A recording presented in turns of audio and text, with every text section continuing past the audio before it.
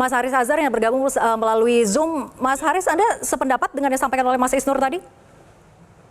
Ini karena saya nggak di studio ada 3 hal yang ingin saya sampaikan ya.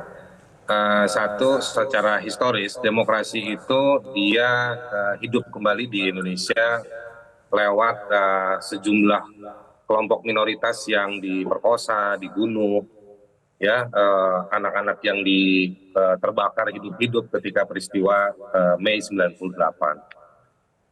Demokrasi kemudian ditemukan kembali setelah sejumlah orang diculik, lalu dihilangkan. Lalu prosesnya juga ada tarik-menarik proses demokrasi di masa transisi, konflik sosial itu terjadi secara dengan penuh rekayasa dan tidak ada kejelasan. Ada banyak hal yang sebetulnya secara historis demokrasi itu dibangun dari nyawa dan darah warga sipil gitu. Nah, jadi sebetulnya yang bisa komplain, yang harus komplain tentang demokrasi adalah warga sipil, bukan pejabat negara atau seseorang yang baru menang pemilu meskipun hitungan belum final ya karena ada kekacauan di KPU.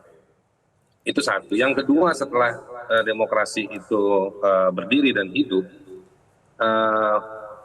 saya pikir dia justru dirusak oleh banyak orang-orang yang ada di komunitas politik, bukan di komunitas sipil. Nah, komunitas politik ini yang mempraktekkan suap menyuap, lalu membangun canvassing lewat media yang kemudian tidak dipenuhi.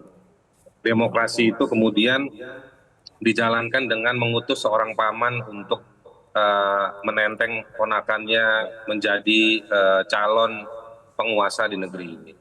Nah, itu contoh-contoh singkat, banyak teorinya banyak, laporan-laporannya banyak, sudah 25 tahun kita berdemokrasi, temuan soal demokrasi elektoral, demokrasi substansial, pemenuhan hak-hak ekonomi sosial yang tercederai dalam proses demokrasi, itu banyak.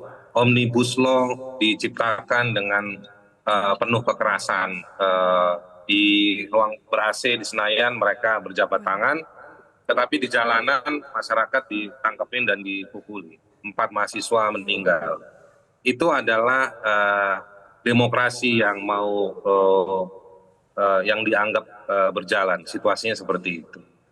Nah, ketiga, saya ingin mengatakan bahwa ketika hari ini demokrasi dinarasikan seperti yang disampaikan oleh Prabowo di acara Mandiri Investment itu, sebetulnya kan dia sedang menghukum dirinya. Kalau memang dia menganggap bahwa demokrasi itu mahal, berantakan, melelahkan, lah dia orang yang diuntungkan dong dari proses semua ini. Ya. Dia mau menunjuk siapa? Gitu. Kalau memang demokrasinya berantakan, ya memang itulah yang kami suarakan. Itulah yang disampaikan Ferry Amsari di Dirty Vote dalam konteks pemilu belakangan ini saja.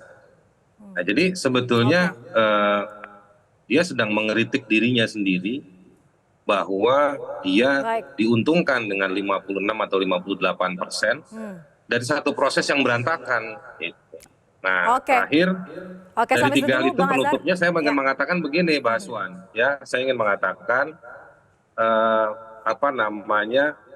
saya khawatir pernyataan itu akan memimpin dirinya atau ingin membangun justifikasi bagi kepemimpinannya ke depan untuk membangun satu tafsir definisi yang baru yang dia akan terisolir dengan proses demokratisasi yang ada di masyarakat, dan itu akan membahayakan. Terima kasih.